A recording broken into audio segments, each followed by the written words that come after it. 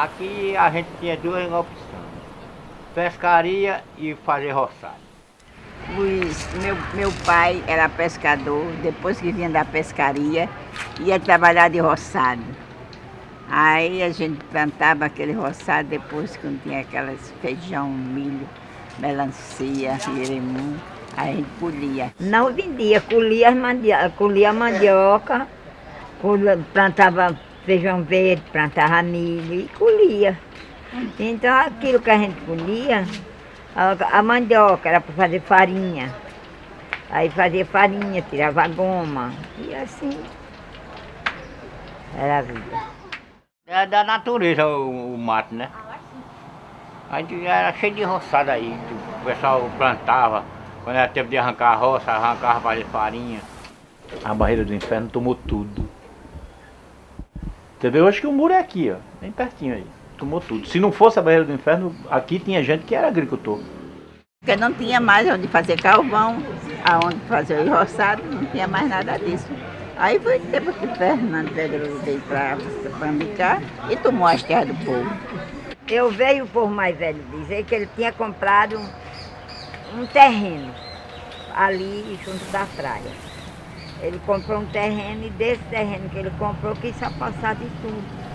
Aquele terreno do lado de lá, da estrada, era de Fernando Pedrosa. Aí Fernando Pedrosa perdeu tudo para a barreira, tudo. Invadiu o terreno com os capangas dele. Houve tanta briga por causa disso que deu agonia.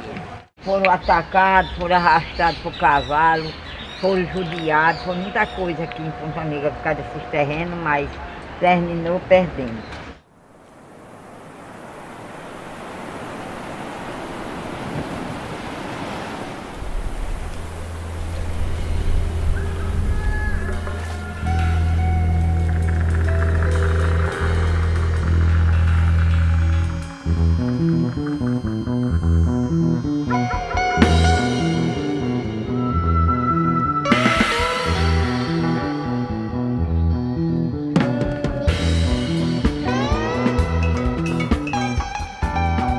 Essas barcas começaram acho que ali pelo meado dos anos 60, a nossa foi de 70, depois de meado dos anos 70. Depois meu pai, o sustento muito pouco, o que ele ganhava era muito pouco, ele houve essa questão de entrar no ramo do comércio, que é aquela coisa que o cara fala, pescador, nem todo dia tem peixe, tu sabes disso, né?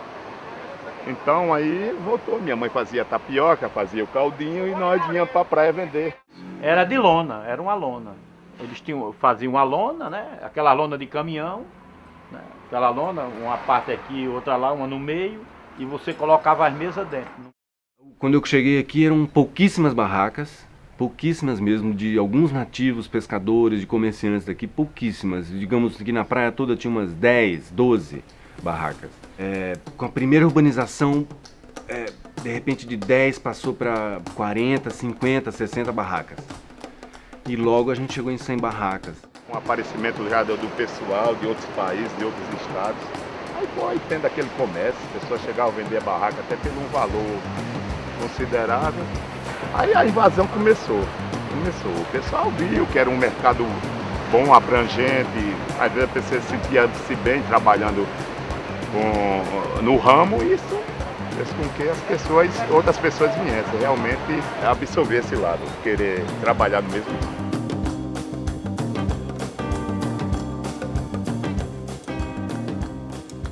O problema que nós tínhamos aqui era o problema com as barracas, que não tinha, vamos dizer, uma norma, uma regulamentação, entendeu? Que gerisse, vamos dizer, a ocupação da praia por barracas. Pronto, era vamos dizer, uma favela à beira-mar, entre aspas. A coisa estava muito arcaica. As barracas elas estavam com um aspecto talvez assim feio, entre aspas. Isso realmente necessitava de uma estrutura, de um repadronamento, de uma padronização. Nós teríamos que acompanhar. Eles alegaram porque estava tomando muito espaço da praia, aí iam tirar e diminuir e indenizar ao pessoal. Através do Ministério Público Federal foi movida uma ação para retirada e culminou com a retirada das barracas da orla marítima de Ponta Negra, da maneira que elas na época, vamos dizer, ocupava o espaço que era destinado, vamos dizer, ao banhista. Ao cidadão, de maneira geral, você não tinha condições. Ou você ficava em barraca, ou não ficava em canto nenhum.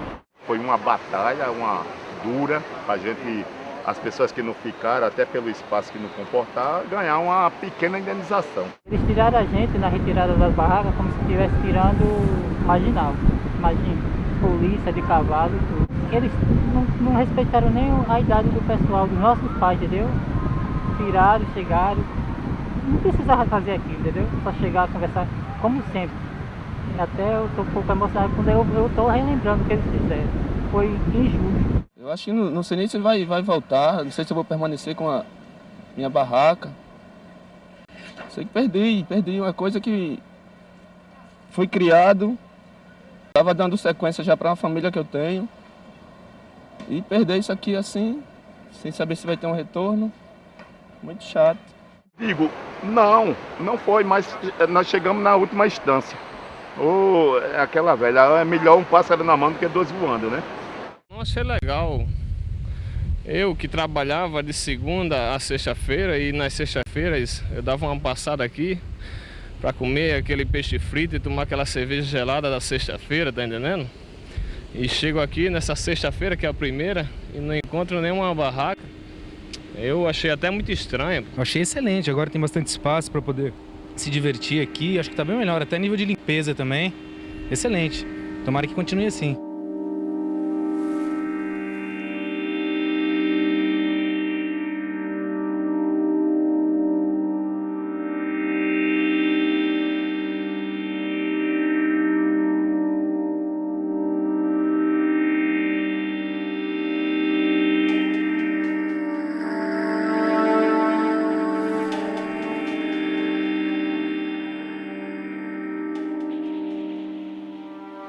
Olha, o calçadão, ele foi feito ali na virada do século, né?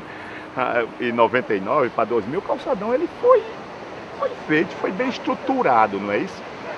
O que nós não pensávamos é que ia ter um fenômeno físico como esse. Ele foi bem feito, mas não foi otimamente feito. Faltou talvez um pouco, né? Lembro que aqui tinha um metro de altura, só hoje praticamente são 6 metros.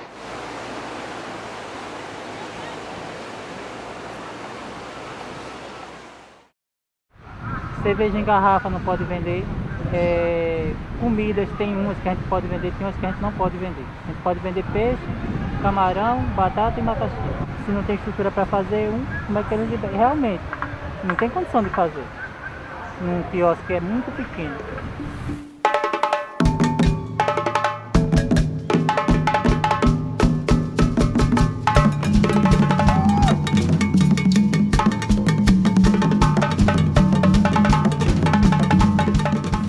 Muito esgoto, muita sujeira na praia.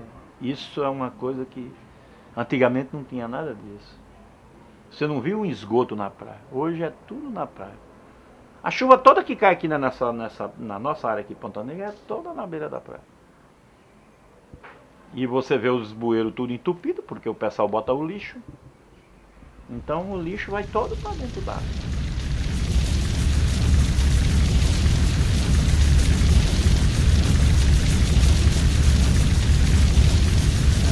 Veio acontecer, isso não foi de uma hora para outra, não foi um tsunami. Ele veio aos poucos e estava acontecendo. Ninguém foi pego de surpresa. Ninguém que mora aqui, ninguém que trabalha aí, o pessoal dos quiosques, o pessoal que trabalha lá, estava vendo todo dia. A prefeitura mesmo tem a fiscalização. Eles estavam vendo. Não tomaram medidas preventivas porque não quiseram. Mas todo mundo que chega, o turista chega e começa a reclamar, ele não reclama, não vai para a prefeitura reclamar. Ele não vai pegar um fiscal como vocês para reclamar. Ele fala, por que vocês deixaram a cidade de vocês ficar desse jeito? Caiu, meu quiosque caiu, infelizmente caiu.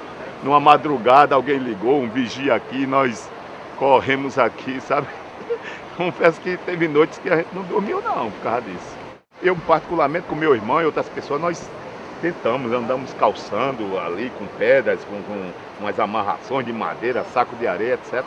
Para ver se demorava um pouco, mas não deu para vencer o mar não. O mar foi mais forte, né? Como sempre. Eu fui lá no setor, comuniquei, disse, olha, vai cair o quiosque, porque tem um cano passando por baixo e vai romper porque está chovendo e o mar está batendo. Findou o quiosque pendurado, quase ia para o mar, e eles falaram para mim, vamos ajudar a gente a tirar, porque se for embora você sabe que vai perder.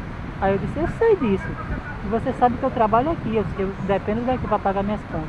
Nessa brincadeira a gente passou 6 meses com o quiosque lá dentro daquele buraco lá destruído, e eles disseram, não, a gente não pode porque tem que esperar um caminhão que se chama muco. Aí eu disse, gente, não precisa de muco porque eles são montáveis, é só desmontar e a gente desmonta e monta lá. Resumindo, no final eles fizeram o que eu falei. Aí eu disse, gente, isso é maldade. Porque eu não falei no primeiro mês que era só desmontar o quiosque, que era montável, e montar lá no setor. Aí eles ficaram calados, não sabiam o que falar, não responderam nada.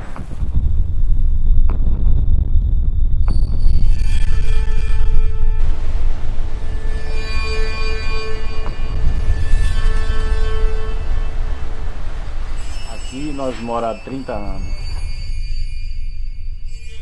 E a gente morou quase 32 anos também na praia, entendeu? E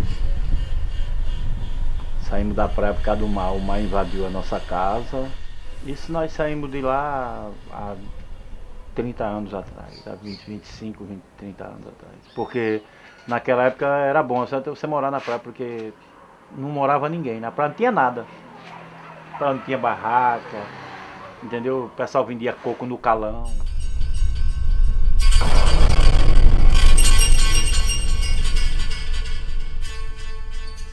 O peixe não se acaba nunca.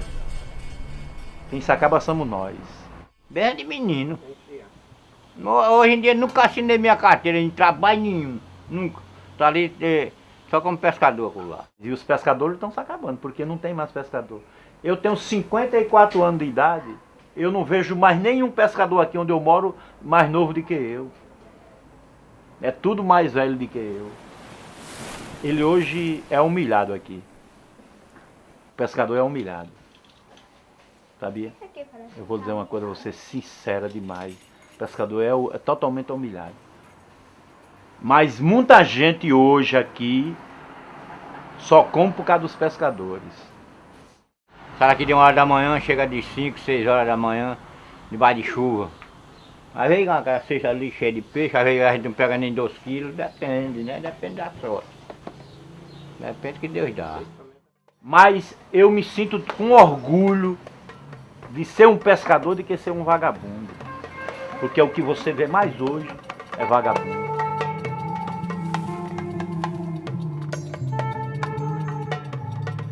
Exploraram o turismo, exploraram o Morro do Careca. Então assim, o Morro do Careca era lindo, a gente subia o morro, a gente tirava foto. E aí de repente começou a ter cordas para ajudar pessoas a subir. Então gente que não tinha que chegar lá, porque o morro era um obstáculo a ser vencido, começou a ter venda de refrigerante, água de coco, e esse lixo não voltava para baixo, ficava jogado lá em cima. Morro do Estrondo. E quando a areia quando ele começou a enlarguecer, porque ele era bem estreitinho. Ele começou a abrir quando ele começou a estrondar, em 80, em 79, ele começou a desabar. Ele era assim, lá no meio, aí ele fazia assim, abria. Mas no meio dele era bem estreitinho. Lá em cima abria assim. O morro ele tinha assim, uma fechada no meio, e ele tem uma parte que você não via o morro no meio porque ele tinha um pé de cajarana. No meio dele lá, quase no meio assim, tinha um pé de cajarana. Nessa época estava chovendo, ele estrondou, bum, o mato desceu todo.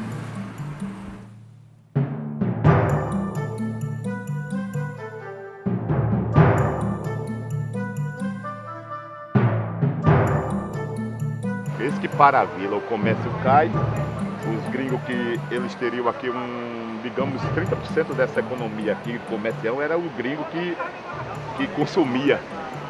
O gringo hoje ele não tem condição, a condição dele é muito pouca. Acho que quem vem para cá diminuiu praticamente 70% a frequência.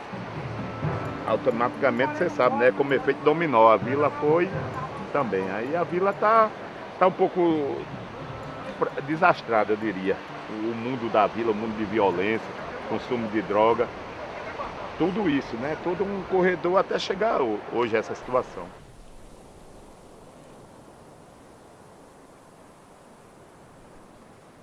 A praiazinha me encheu, mas depois foi melhorando, melhorando, e ficou uma coisa boa, e depois agora piorou demais.